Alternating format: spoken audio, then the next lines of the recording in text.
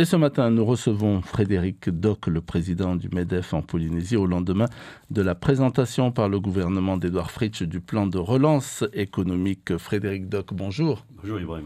Alors, j'aimerais que l'on écoute pour commencer le ministre de l'économie et des finances, Yvonique Raffin. C'était hier, après la présentation du plan de relance économique. Vous pourrez réagir tout de suite après. Nous avons prévu une baisse des recettes fiscales pour 2021. Ce qui nous préoccupe aujourd'hui, en tout cas, c'est le niveau des recettes fiscales de 2022 et 2023. Donc nous anticipons les 2 prochaines années. Le premier prêt était de l'ordre de 28 milliards. Demain, nous partons effectivement sur un minimum de 28 milliards, mais rien n'est dit aujourd'hui que ça sera plus, parce que ma préoccupation et celle du gouvernement, c'est d'aborder les 2 prochaines années en toute sérénité. C'était Yvonique Raffin, donc le ministre de l'économie et des finances. Alors, en écoutant ces propos, on se dit qu'on n'est pas complètement tiré d'affaire et qu'avant de parler de véritable relance, il plane quand même des incertitudes. Oui, des incertitudes financières, certes, mais que ça soit sous forme de subvention ou de prêt, on s'attend à ce que l'État soit parfaitement au rendez-vous de la solidarité nationale, évidemment. Vous le trouvez comment, ce plan de relance qui a été présenté hier ? Alors, pour y avoir largement contribué, puisque effectivement, la société civile et les équipes du MEDEF en particulier ont travaillé aux côtés du ministère de l'économie et des finances pendant plusieurs mois, et ils ont donc co-construit ce plan, et donc, évidemment, il est l'issue d'un travail collectif qu'on va non seulement pouvoir partager dans son exécution, mais on va aussi participer au suivi, à l'observation de son déroulement, et puis aussi de pouvoir agir à côté du MEF si jamais on détecte des difficultés, voire des freins tout simplement. Les premiers effets de ce plan pour les entreprises, pour les salariés, donc ce serait d'ici quel horizon ? Alors, il faut voir que dans ce plan, il y a justement ce qu'on voit et ce qu'on voit moins. Ce qu'on voit, c'est les mesures directes, celles qui ont déjà démarré, qui sont le soutien aux salariés en difficulté, aux salariés qui ont perdu leur emploi, à toutes ces familles qui ont besoin de la solidarité. Ces montants représentent la part la plus importante du plan, 60% sur 2021, près de 26 milliards. Et ces mesures-là ont immédiatement démarré et vont continuer à démarrer, pas pour une période indéterminée. Le président du pays l'avait dit, ça ne va pas pouvoir durer 2 mois, peut-être 3. Mais ensuite, il faudra que l'économie retrouve effectivement son fonctionnement normal. Donc ça, c'est la partie visible du plan. Et puis après, il y a la partie moins visible, c'est celle que le ministre Raffin appelle l'effet levier. C'est tout le développement économique de ce qui peut être fait chez nous. Et ça, par contre, ça sera forcément un peu plus lent, mais ça va démarrer très vite. Ouais. J'imagine que vous allez surveiller, vous aussi, de très près l'allocution tout à l'heure et du président du pays et du haut-commissaire de la République. Vous attendez, vous espérez, là, pareil, comme Christophe Pley que l'on a entendu, qu'il y ait beaucoup moins de restrictions ? Oui, mais ça paraît évident compte tenu de ce qu'on observe de la situation sanitaire. Mais on attend beaucoup plus que ça. On attend surtout de la visibilité sous l'ouverture des frontières. Parce qu'on ne pourra pas vivre en vase clos éternellement. Encore une fois, 2 mois maximum. Il s'agit de refaire fonctionner les flux. C'est bien sûr les touristes, puisqu'il y a des touristes qui sont en attente de revenir en Polynésie. Le monde des affaires a besoin d'échanges.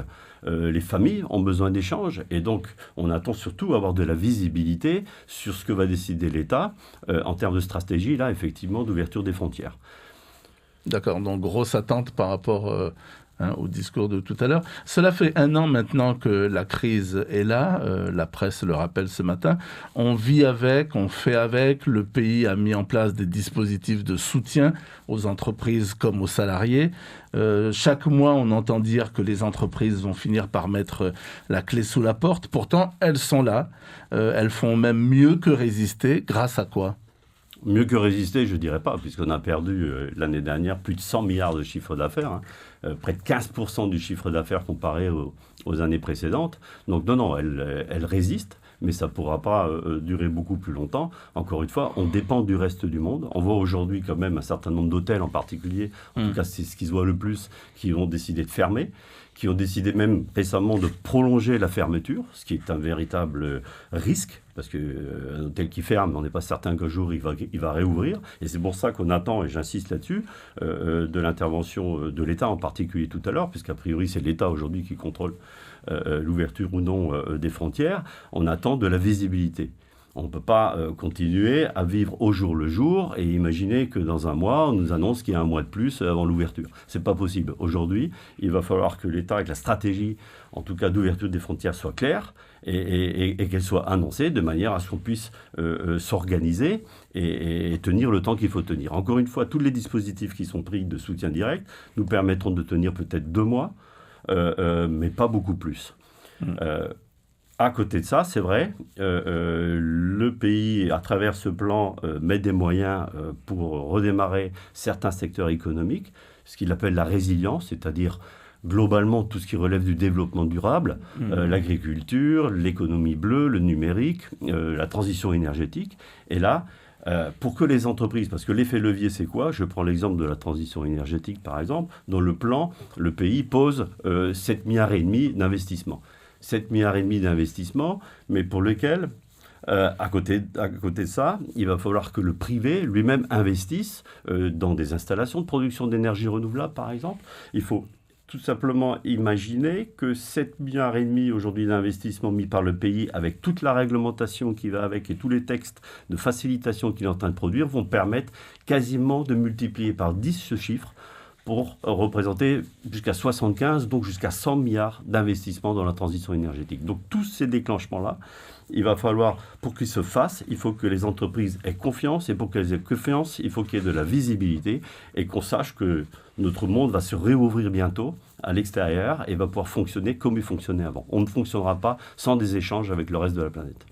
L'industrie économique, donc en tous les cas, si on regarde le tourisme, le secteur du tourisme, est vraiment très lié donc à cette ouverture ou cette réouverture, en tous les cas. Ouais. Est-ce que, selon vous, il ne faut pas repenser, j'allais dire, le modèle économique d'une protection sociale généralisée qui finit par montrer un peu ses limites ? Alors là aussi, le sujet est sur la table. Alors pourquoi il atteint ses limites ? C'est parce que là, dans ce cas-là, clairement, pour un problème de financement. C'est-à-dire qu'il est quand même globalement financé par le travail, celui des salariés, celui des entreprises, et qu'il n'y a pas suffisamment de salariés aujourd'hui ou pas suffisamment de travailleurs pour le financer. Donc est-ce que le problème, c'est de modifier le système de prélèvement, c'est-à-dire aller chercher de l'argent ailleurs, ou est-ce qu'il faut augmenter le nombre de travailleurs ? C'est toute la question. Moi, j'aurais tendance à dire, favorisons d'abord le développement économique, le travail. Travaillons aussi sur les charges, c'est-à-dire dépensons au mieux. Donc la santé, et en particulier le secteur de santé qui pèse une grande partie, la majorité de la charge. Donc travaillons sur le développement économique et on trouvera les solutions derrière. Mais si on n'a pas un développement, si on n'a pas de croissance, évidemment le système ne pourra jamais s'équilibrer, quel que soit le système de prélèvement.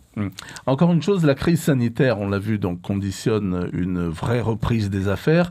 Or, la fin de cette crise, selon les spécialistes, en tous les cas, ce n'est pas pour tout de suite, pas avant plusieurs mois. Cette incertitude pèse aussi sur le moral des salariés. Vous pouvez le mesurer, ça ? Bien sûr. D'abord parce qu'on a des baromètres, on a des outils dans certaines entreprises qui permettent de faire. Et effectivement, il y a une peur de l'avenir extrêmement importante. Et ça fait partie du rôle du chef d'entreprise de se préoccuper de la santé, évidemment au sens physique, mais aussi au sens psychologique de ses salariés. Et le MEDEF, d'ailleurs, a un groupe de travail sur le sujet. Comment anticiper ces difficultés, comment accompagner le salarié, comment le rassurer, mais pour ça, il faut aussi que le chef d'entreprise soit rassuré, et c'est pour ça qu'on demande de la visibilité. Ouais. Merci beaucoup Frédéric Doc d'avoir accepté notre invitation. Je rappelle que vous êtes le patron du MEDEF en Polynésie. On aura compris que vous aussi, vous attendez donc des gestes forts de la part du pays et de l'État, donc tout à l'heure lors de l'allocution à 11h. Merci. Merci.